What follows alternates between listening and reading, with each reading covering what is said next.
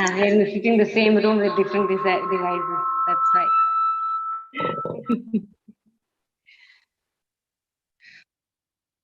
Okay, and we're live. All right. So that's already on. This also is looking way down. Just all the light, all the switches over there.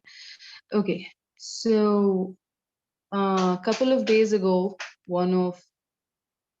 someone on the Reiki group asked, how are you this expressive? Okay.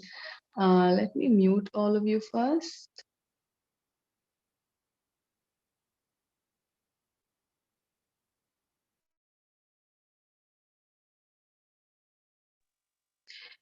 Yeah, so I was asked, how are you this expressive? And as I mentioned, it's a very long way to come because in school, when when it was time to do our yearly or bi-yearly dance performance on stage, I was not selected because my face was so blank and I just could not emote at all. And this is even more interesting because it's not something that offended me in the least. I used to call myself stone face. Like, I remember times when I've gone into the bathroom and cried, and I've just wiped off my tears. I haven't even washed my face. And I'm looking in the mirror and thinking, even I can't tell that this person just cried. How am I expecting to step out and get some sympathy from other family members? Can you guys switch your videos on? I feel like I'm talking to a wall right now. There's like literally two faces. Yeah, thank you. Yeah, so I wanted to share what the journey has been like and what caused the shift. And the shift is not so much about, I never really thought about expressing, okay? Uh, I was always focused on simply experiencing life more powerfully. That's it. How did that happen? Eventually, one of the biggest misconceptions that we carry is about people on the spiritual pathway being mentally just, it's more like the scriptures have told us over and over how somebody who is spiritual is not going to feel anything. Oh, your house burns down, oh yeah, my house is burning down, no problem, God willed it, fine. That's not how a normal person is. That's the behavior of a psychopath. Okay, only a psychopath does not feel anything. So you're not looking at becoming spiritual, you're looking at trying to become like a psychopath. When you're spiritual, it is merely that you are identified with the spirit. When that happens, you are here for a human experience. So are you focused on experiencing this human life? And human life does bring its share of pains. It brings its trials and lessons and all of that. So when you're focused on experiencing this life more powerfully, you are going to have all these feelings and you learn to embrace all the feelings as they are. Okay.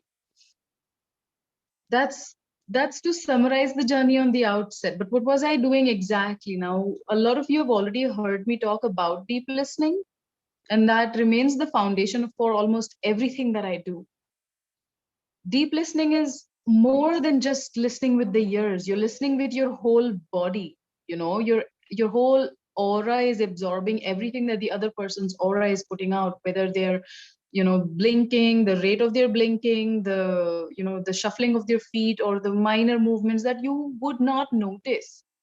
It's not that you're going to stand there and observe, oh, he just rubbed his nose right now, or now he rubbed the right side, okay, he's touching his ear. It's not about making a mental note. It's about the whole body absorbing everything. Because when you start receiving is when you start being capable of giving. Like, if you look at the people who mimic others most powerfully, I've always found that aspect the most fascinating. How can you imitate someone unless you have been observing them first? So, okay, yeah. Unless you're, okay, I'm talking. So it's nice not to have chats because it's really, really distracting unless it's a question or something, and preferably not in the middle of my statements. Okay. But yeah, I mean, voice breaking is a valid question to ask. Um, so as I was saying, we're, you know, we can only give out what we receive. And when we are blocking out, and this happens to a lot of people who are sensitive, we tend to cope by blocking life out. And that works fine at a certain point for a certain while in our life. But over time, what it does is it just kills you. And that's what most people experience depression as, there's two types of depression. One is something that has a valid reason, someone just died, you've gone through a huge breakup or a divorce, or you've sent your child off to boarding school, something like that. You've experienced some sort of loss, or life is not going your way, tough boss, difficulties in the marriage. These things, life not going your way, creates one kind of depression. The other type of depression is just despondency, that you just don't have any feelings at all. And I call this, I compare it with the pendulum. So this is the center point where you feel absolutely nothing. And this, how far you go on either side, one side is positive, one side is negative, determines your spectrum of life. And the more you try to block the negative, the more you're going to block the positive. So you just keep going closer and closer and just eventually settles in the center. And that's where you don't want to be. That is not spiritual. It's just completely disengaged with life. You want to experience life more powerfully. And that cannot happen unless you are open to experiencing pain. And pain is really not that bad. If pain was bad, you would never get an injection. You would certainly never ever get an operation, and you would also never exercise. So just like we think of pain as, in the physical terms, we think of pain as good pain and bad pain. Like even a massage is painful, right? If you go for a good massage, it's going to hurt. I know sometimes I've, been on the massage table, like, oh my God, oh my God, oh my God, oh my God. Thank God. So that's pain, and sometimes the pain lasts. I remember once I went for an Ayurvedic massage and I had a bruise, because they were really pressing and trying to remove a really solid block. So there is good pain and bad pain. And what's good pain and bad pain in emotions? There is a concept of good and bad pain in emotions as well. And that's what we need to understand, clarify, and start practicing, exercising with the with the good pain. And that is just a simple practice. One question: what am I feeling? That's what will turn everything around. Every single time you catch yourself thinking, just ask yourself, yeah, but what am I feeling? Suppose, you're walking in the evening or something like that, and you see a mother shouting at her child. What an out of control mom. Parents these days, they just don't know how to raise children. Yeah, okay. But what am I really feeling? This is a thought. What am I feeling? What am I feeling? This reminds me of my childhood, and it reminds me of how helpless I was, and of all the times when I was punished when I wasn't at fault. Oh, so that's what you're feeling. Feel that. What's the feeling there? There's a feeling of helplessness. It's the feeling of, being unprotected, or maybe even abandonment. You can go, deeper with that and see exactly what it is that's being triggered as you watch this mother and judge her for that. So, and then you're constantly thinking, keep catching yourself. What am I thinking now? No, this is a thought. What am I really feeling behind that? And feel that. We're constantly trying to feel good. How is that going to work? You can't just, have a pendulum swinging to one side.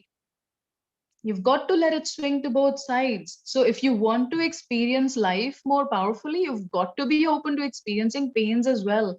That's what gives you the whole contrast, right? So we bring ourselves to the 0 point where we feel absolutely nothing, and then we want to numb that, total blankness of it through all these, through the, drugs and all these substance abuse, because that will then give you some sort of high, a false high, and then of course it's followed by a false low, a real low probably, but you understand what I mean. You're just going up and down, that's it. And it's all false because it's got nothing to do, it's, you're not developing these highs and lows as a response to life. It's probably sometimes it comes as a response to life as well, when you um get into addictive relationships, for instance. That's probably the person version of these, addictions that we create because our life has become just too boring.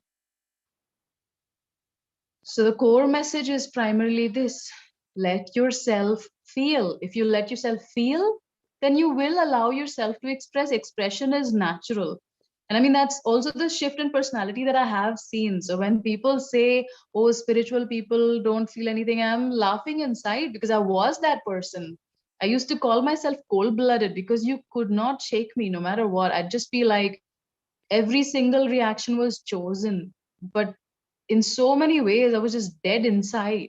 There's um, there was an external empathy, but the deep, powerful empathy from inside, the extent of bliss that I could have experienced in those times, it was not very high. It's just this 0 point all the time. It's not fun to be there. I find it far more interesting to experience anger and, you know, joys and bliss and what do you say? What else? All the emotions that exist. So one way of practicing this is to also watch what you're feeling when you're watching a movie, because that's like a controlled exercise. Feel those things, see which parts of the movie make you uncomfortable and allow yourself to feel that. See which parts of the movie make you emotional and allow yourself to feel that. Don't fight anything, don't distract yourself. At what points is your mind wandering off? You're getting distracted because you're trying to escape an emotion. So I'm talking, of course, of a very deep level of presence, and it takes practice. I remember when I began this, 3 months down the line, I was thinking, wow, I'm just able to pull this off for about 5 minutes in like a 3 hour span or something. So it takes practice, it takes time, but every single minute you invest in this exercise is totally worth it. Yeah, I think that's just 15 minutes. That's pretty much what I wanted to say. Do you have any questions? Anybody? You can just type it out. Have you tried any of this? Have you, you know, um, run into some roadblocks, or when you hear it, do you think there's something missing that you'd like to know?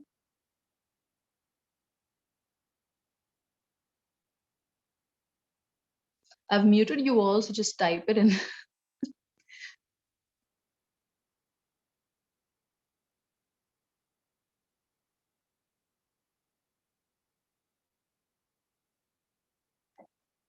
No questions?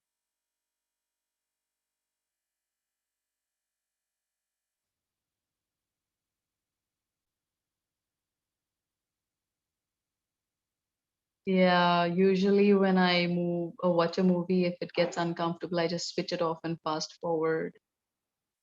You will have to observe and see more carefully what's driving that, because I do that too. There's nothing wrong in a particular behavior, but just watch what is the driving force. Why are you doing it? Whatever you do, do it with awareness.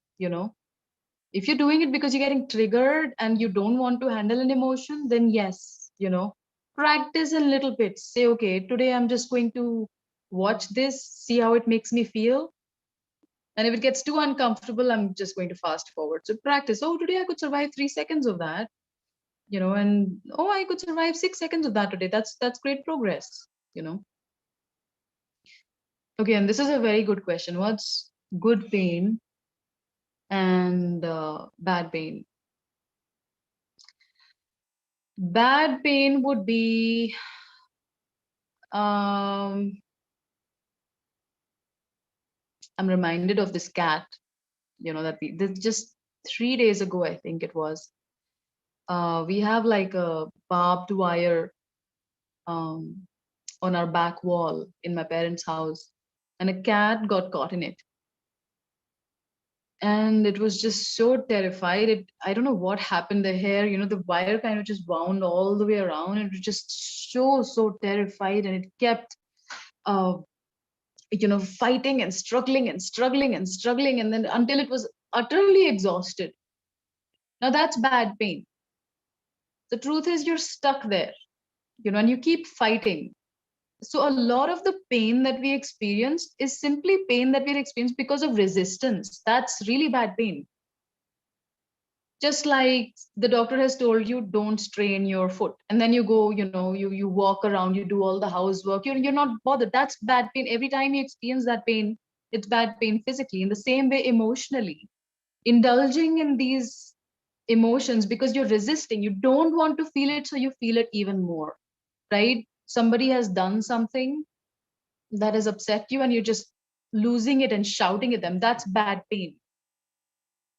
You're causing yourself pain by experiencing that anger in an explosive way, and then you're going to cause yourself pain again because the consequences of all that shouting is not going to be pleasant, and then you're going to feel bad about it afterwards. So it's like pain in the present moment and pain in the future moment as well.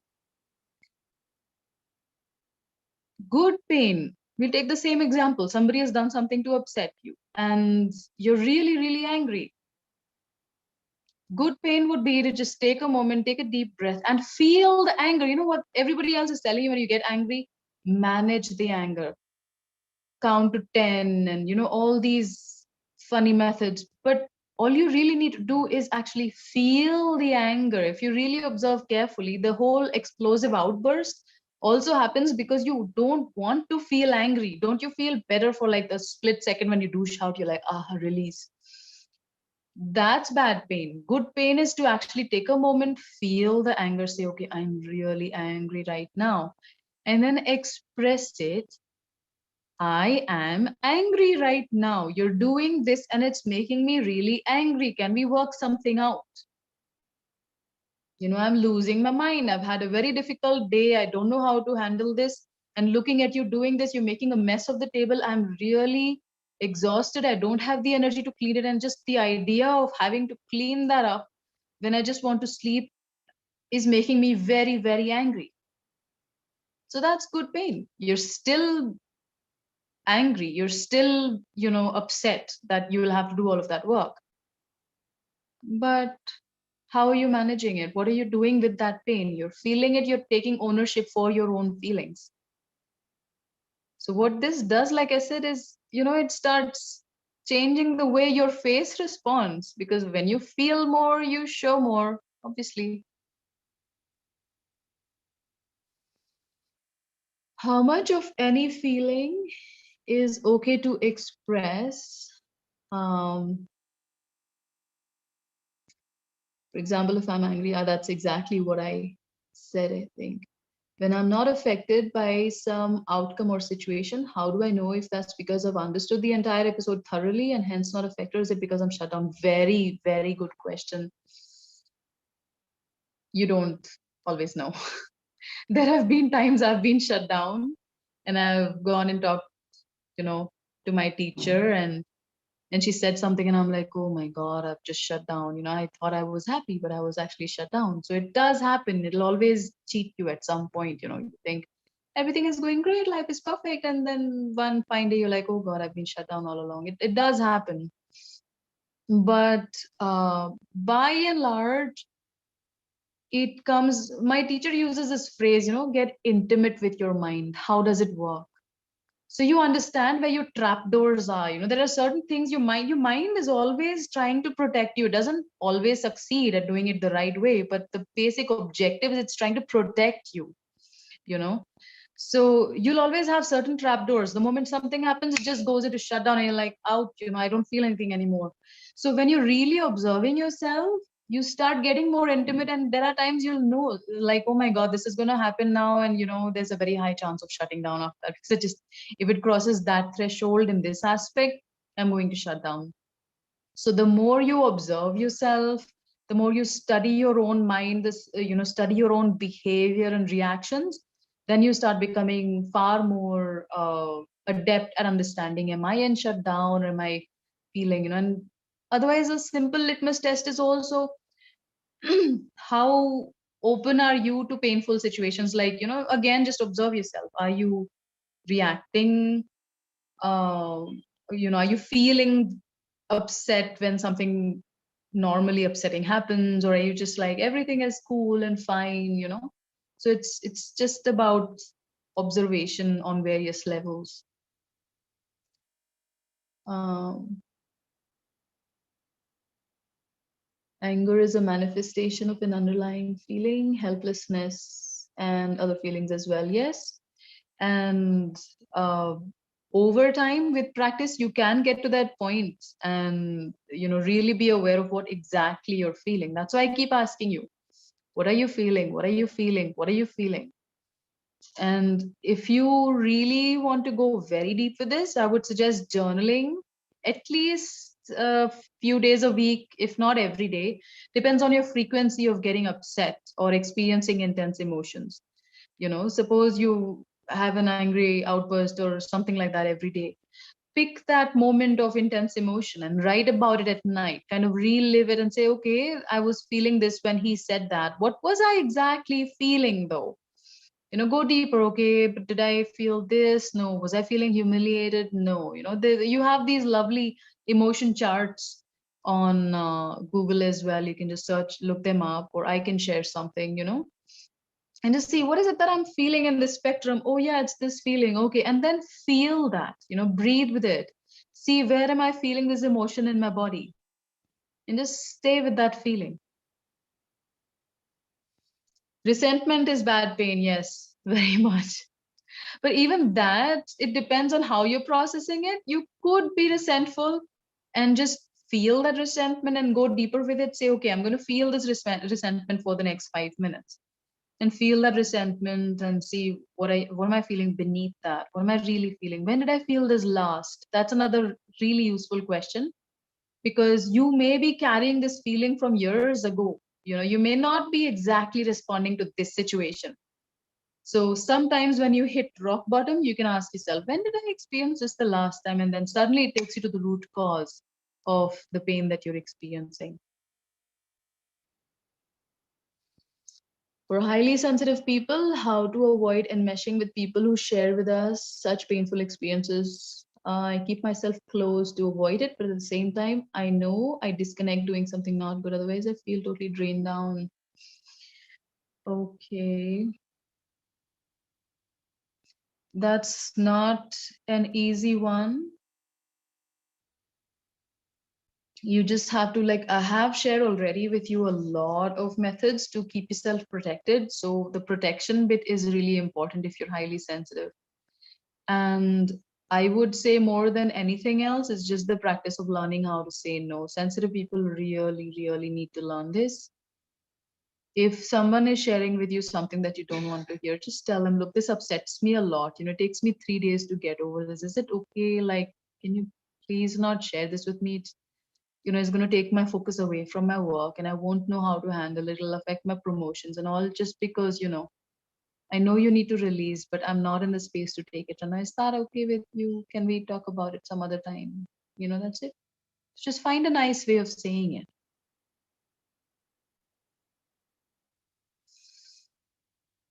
Okay. And we're almost at 8 o'clock. Any last questions? We'll move into a meditation for allowing ourselves to express more freely and feel more freely as well. It's really it's really something that makes me very sad. This whole current generation's idea of freedom of expression. You're not free. It's bondage of expression. I want to express my bondage and throw my shit on everybody else. That's not freedom of expression. Are you truly free to express how you feel? Or do you just want the freedom to, dump your pain on everybody else and just, that's not how things work. Just imagine it in the sense of, we want freedom to share our food. You make this lovely food, you want the freedom to give that to someone else, and now people are saying, I want to throw my trash into your house as well. Like, why don't I have the freedom? That's the same thing that we're doing with communication. So be careful when you ask for freedom of expression. Just ask yourself, am I respecting them? And am I truly expressing what I feel? Or am I expressing what I want from them? Because those are very different things. If I tell you, you can't even, put your plate in the sink after eating, that's not expression. That's blame. And,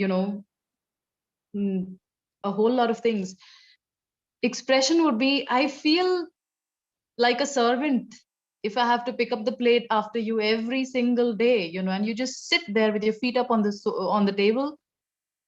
We've both come back the same time from work, and if I have to do all the work, I feel, it just makes me feel like a maid servant or something like that. It makes me feel undervalued. That would be even better, because like a servant to, what is a servant to you? What is a servant to that person? It's very different things. But what is a servant to you? It makes me feel undervalued. It makes me feel neglected. It makes me feel like nobody cares about, my well-being. I'm tired too. I'd like to sit down, and, it just takes 30 seconds for you to go put it in the sink. Is it really that hard? Can you do this for me? It'll help a lot. Something like that. What you're talking is totally happening to me. Yeah, I mean, we're trained, we conditioned, we've been blamed. So now we blame other people. It's just about whose feeling is it, and can I take ownership for this is my feeling. Can I just tell you, it is really scary. It's not something I was born with. Okay, it's very scary when you do this for the first time, because it's such a deep level of vulnerability. It literally feels like you're putting your emotions in the other person's hands, and what are they going to do with it? So it is scary. It takes commitment and courage and practice, but it's worth it, because that's where you really start approaching true freedom, inner freedom. You're feeling it, you state it, that's it, and it's about you. You don't have to make it about them, um need to know about journaling and writing about feelings. Write for some time every evening if you can, and ideally write every single thing that's on your mind in that moment. So don't, think something and then write it down. Just, so the first time I actually did this, the first line I wrote was, wow, this paper is really smooth, because I put my pen to the paper. It was the first page in a diary, and I was like so shocked, like, wow, that's so smooth. And so I was like, okay, I write that down. Wow, this paper is so smooth. Okay, so what was I talking about? Yeah, right. I wanted to, I felt this when so and so said that, or something like that. So remember to not write about incidents, but about feelings. So, XYZ said this in the morning, and I felt so angry. I felt angry. But and then ask that question, what did I feel beneath that? And if it's difficult to go beneath that, sit and feel that. Okay, I'm going to feel this anger for a while. Breathe. Feel that anger. Where am I? How does it feel as an emotion? Where am I feeling it in the body? That's what you do. And then say, okay, so, but what am I really feeling beneath this anger? And of course, if you've learned EFT, EFT the anger, and then see if something else comes up. That also is a good idea. As an empath, is it possible we end up feeling others' emotions unknowingly? Yes, it happens all the time. I don't glorify empaths at all. In fact, I just received an email today talking about, wow, your article, Empaths versus Narcissists, was so, insightful. So there is an article on my blog if you want to check it out. There's nothing glorious about being an empath. It's just that you've probably experienced abuse pretty young. So what happens is your system is like hardwired to tune into other people's feelings. So you just like tuned in because your own safety depended on it at some point. Because if this person got angry, you have to be like, mentally prepared, and maybe run away if you can, or take action in order to be safe. So if you've experienced that, this is just how your system gets wired. There's nothing glorious about it. And empaths can be extremely self-centered as a result as well, because I mean, you're so overloaded by all this information from others. You experience emotions for them, but at the same time, you're not being able to be sensitive to their needs. You're not sensitive to their needs. You're just sensitive to the feelings that you're picking up, and you're taking action to counter what you're feeling. There's a huge difference. I know I've been through it. So, you feel that you're very sensitive and you're very aware of what others are feeling, but that's actually not true at all. Being sensitive to other people's needs is a very different ballgame. So you do feel others' emotions a lot. And again, this practice is going to help you identify, because once you get comfortable and intimate with your own mind, this is my thought, this is not my thought. I remember lying down on a massage table once and having all these absolutely gory pictures flash in my mind, and I was like, that's not my mind, I was like, wait a minute, so is it coming from the masseuse, or like whatever? I don't care. I need, it's just starting, I can't lie down for another hour just experiencing all of this. So I started doing flooding, just flushing all the energy out. And it was fine for the rest of the time. And it's only after she left that I was like, wait a minute, she didn't have the sort of energy that matches those kinds of thoughts. So, oh my God, it was most likely the thoughts of the person who was lying on the massage table before me, which happens a lot. Beds absorb energy. Uh, yeah, I always do EFT when I feel other people's feelings. I have observed that you will only pick up other people's feelings if you have unresolved emotions yourself. So you have to understand that whatever feelings that you're picking up that's bothering you is actually your own emotions at some point. Like if you observe the things you react to, you don't react to everything the same way. Like some women, maybe even men, react very violently to the idea of rape. You hear that and you're like, you're disturbed for days, especially if something horrendous happens. So there are people who are not bothered with that so much. They get very disturbed at the idea of murder. There are other people who are very disturbed at the idea of theft. Like, how can you do that? And some people are more affected if some child is affected. Some people are more affected if an elderly person is affected. Some people are more affected if parents are left out on the streets. So everybody is affected by very different things. It's not like every single thing affects you. So everything that affects you is yours, essentially. So even if you feel that you're taking on other people's feelings, again, come back to what am I feeling? And EFT that. That's it. Okay, we passed 8 o'clock. Let's begin the meditation. So deep breath and release as you breathe out. Get comfortable. And it is a very brave journey to embark on opening your heart up to feeling more.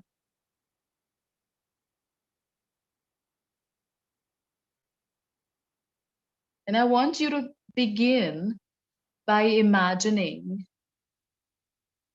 something like an abstract painting, but the contrast between the colors is very less. Maybe it's almost painted in one color, just mild differences in shades. And I want you to look at that and see how that feels. It may feel safe.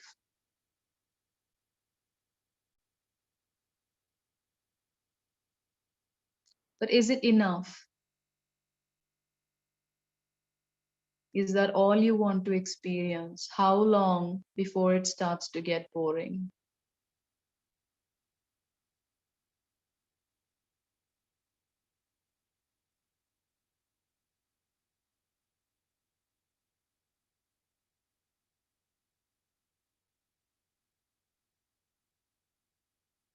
And just allow yourself to look at this painting.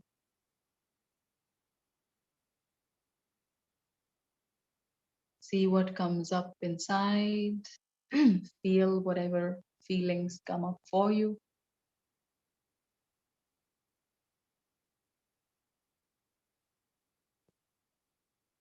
I am sensing the fear of missing out as well. And that's very relevant if that's what you're feeling. Because when you're stuck with a very small spectrum of feelings, you are missing out on many, many experiences of life.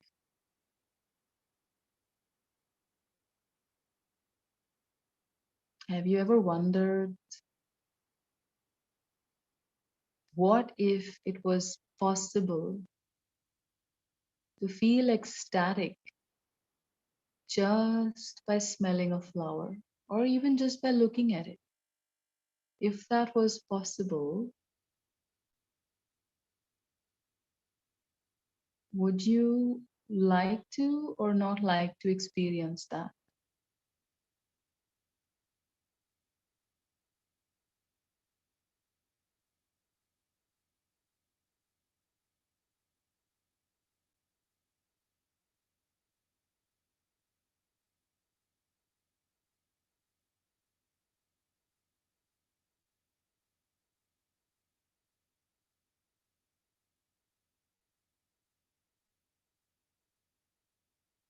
I am also sensing a fear of, but what if I fly off the handle and what if I lose control?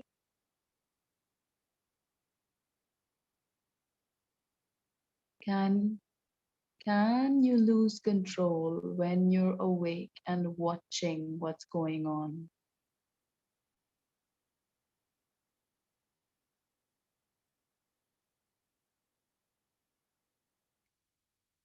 You're awake and watching right now. If you like, you can think of the worst moment you've ever experienced, the most intense emotion you've ever experienced. How bad can it get when you're watching?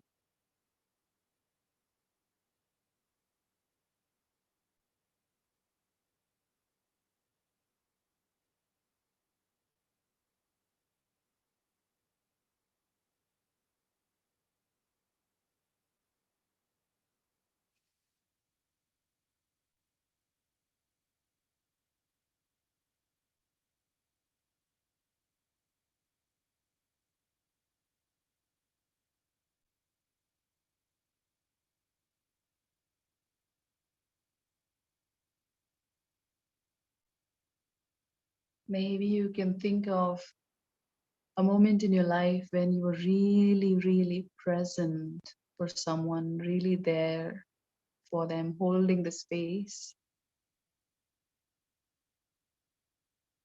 present and helping someone through their pain.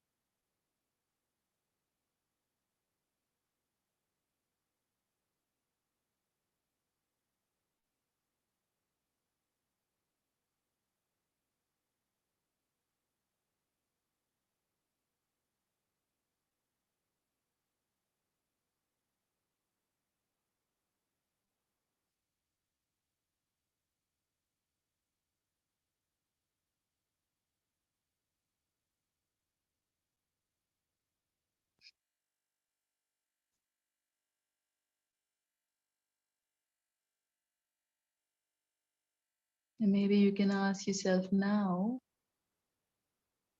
how powerfully have I been there for myself? How powerfully can I hold the space for my own feelings?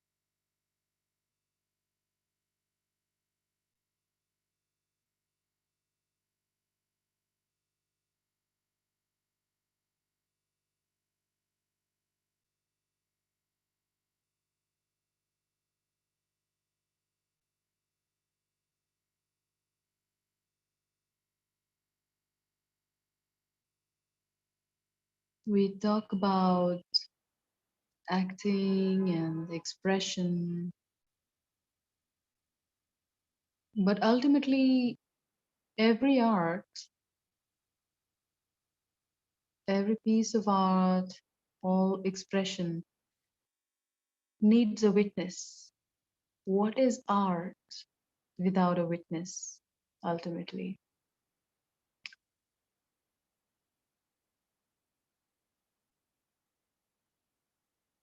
Have you wondered who are you without a witness?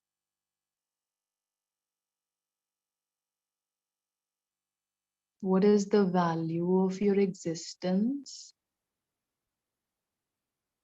if nobody sees you for who you are or understands you as you are?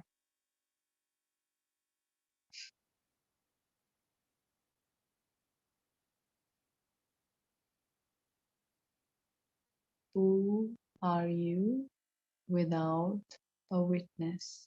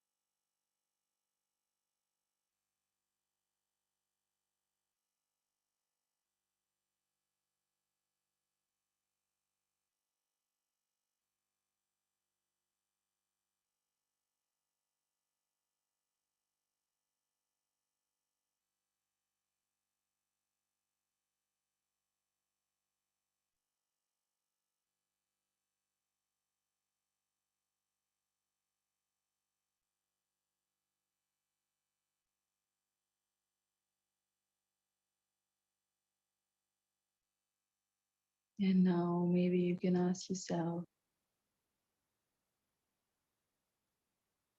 who am I then if I'm witnessing everything?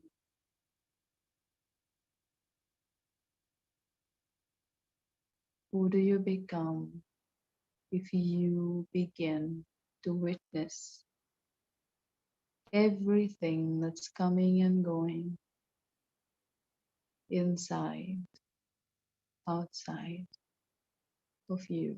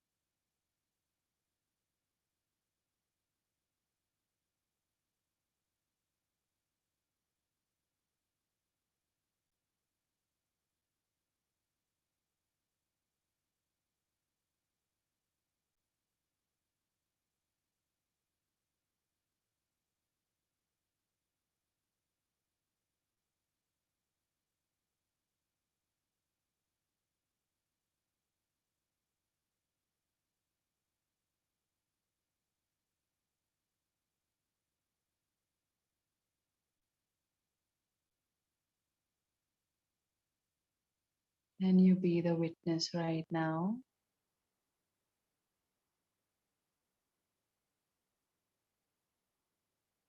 Can you just drop into watching what's happening? If the mind is coming up with comments or judgments about what is being witnessed, or even labels, you can witness that too.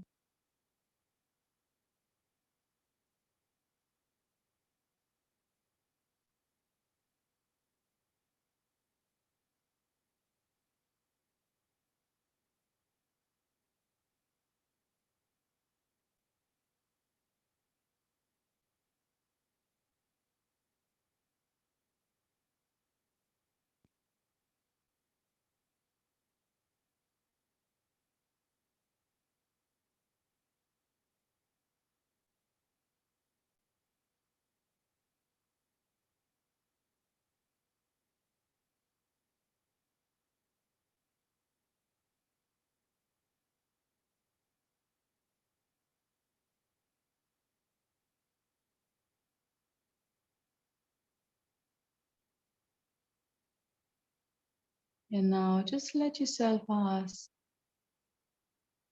who am I if I don't witness anymore? If I let go of even witnessing, what do I become? Let it go and just allow yourself to drop into wherever you find yourself.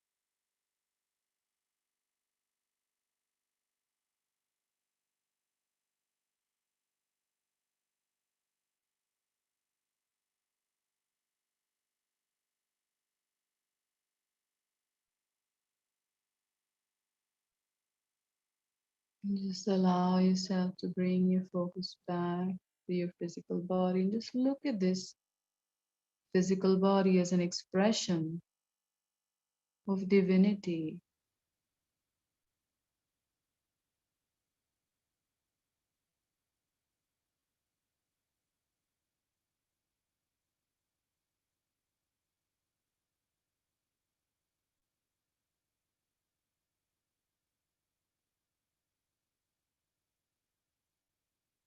Can you just witness it like a piece of art?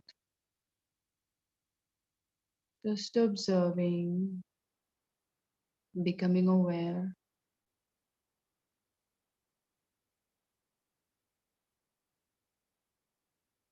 Can you simply allow yourself to witness its needs?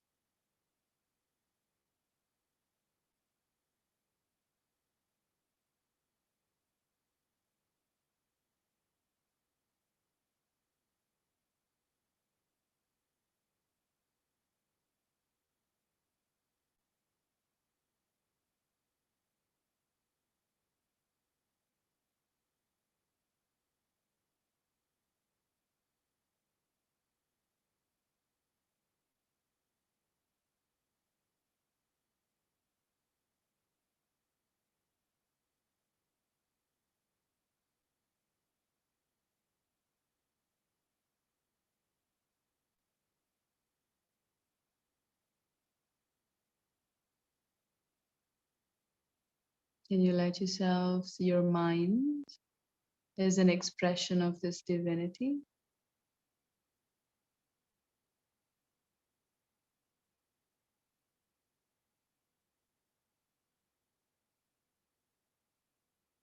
Can you let yourself witness everything the mind throws up as an expression of that divinity going moment to moment?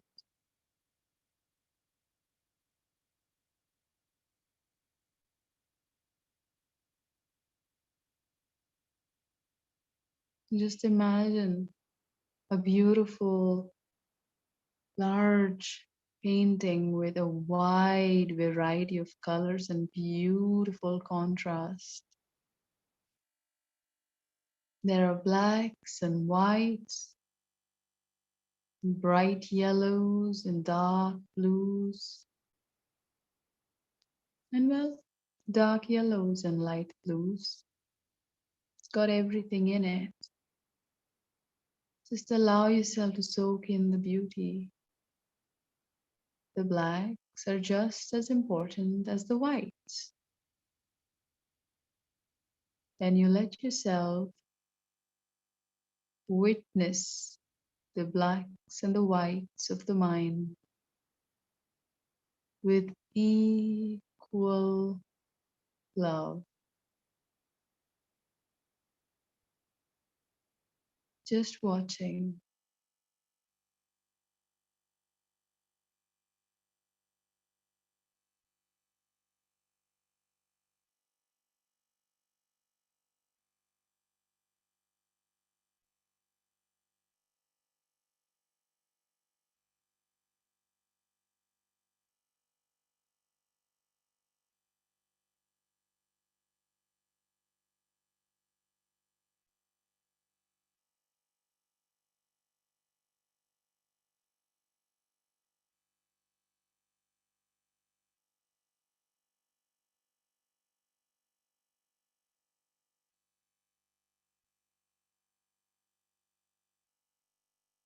And now see the world as a canvas. Everything that happens outside of you, things that people say, things that people do, everything just an expression of the same divinity, just different strokes, different colors on a big canvas. You take the action that you need to take, just like if it rains, you bring out an umbrella if that's appropriate, or you put your bag aside and dance if that's appropriate, whatever you choose. But you take the action that you need to take, but you can witness it all the same, like a gigantic, colorful canvas, bringing you different colors and shades.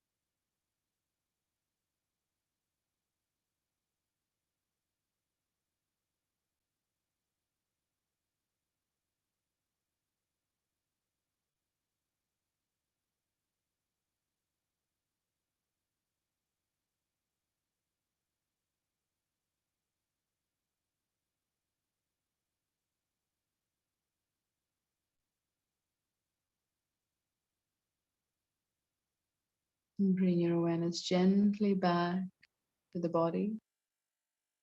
Become aware of the surface beneath you.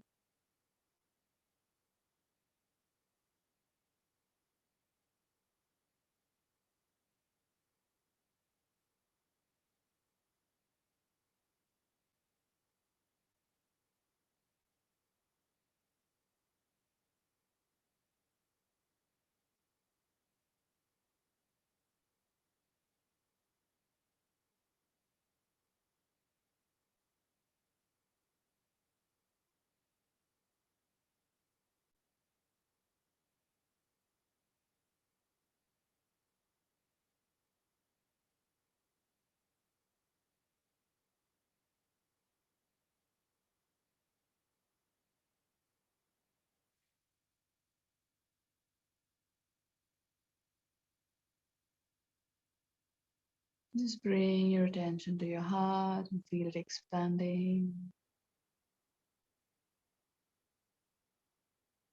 Bringing you completely back to the present, becoming aware of the sounds in the background,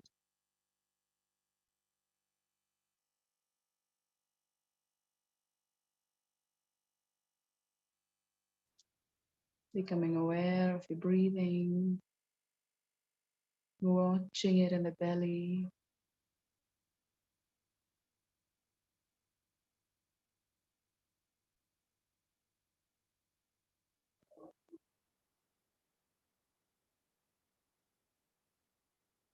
when you're ready, take your time, open your eyes when you're comfortable. Thank you so much for joining me. I hope you enjoyed this. I'll see you again.